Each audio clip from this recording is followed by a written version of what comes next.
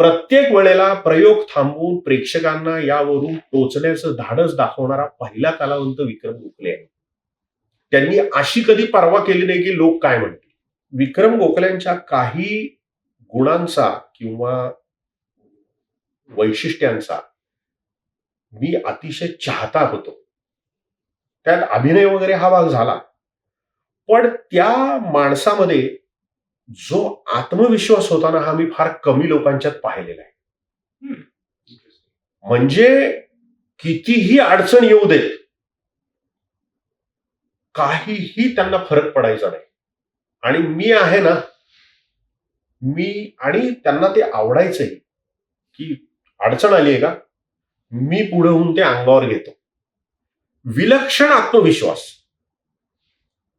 म्हणजे अनेकदा नाटकात असं झालेलं आहे की प्रयोगाला बस उशिरा पोचली म्हणून चिडलेल्या प्रेक्षकांनी नाटकाच्या बसवर दगडफेक केलेली आहे.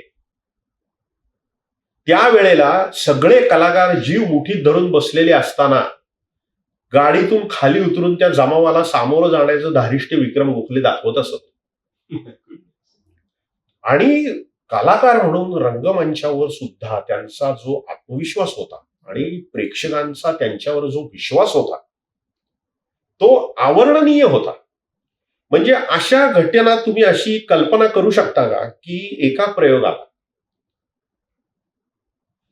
काही जेव्हा मोबाईल वगैरे नव्हते तेव्हा नाटकात काम करणाऱ्या एका मुलाला प्रयोगाचं तारीखच कळवली गेली नाही चुकून की उद्या ठाण्याला आपला प्रयोग आहे, हे त्याला कळवलंच गेलं नाही कलाकाराला. सगळे कलाकार जमले, नाटकाला गर्दी जमलेली, तो का आला नाही आणि नंतर लक्षात आलं की त्याला निरोप द्यायलाच विसरलोय.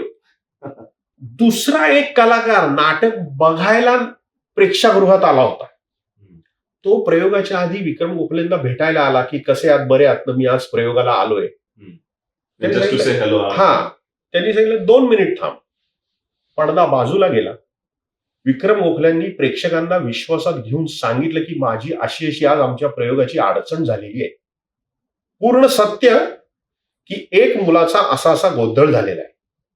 2 पर्याय देतो, तुम्ही पैसे घेऊन परत जा किंवा आणि एक तारीख ठरवतो त्या दिवशी नाटक बघायला परत या, किंवा हा एक दुसरा मुलगा आज इथं आलेला आहे, याला मी नाटकाचं स्क्रिप्ट हातात देतो, हा वाचेल आणि आम्ही बाकीचे काम करू. याला काहीच माहित नाही कारण हा नाटक बघायला आलाय.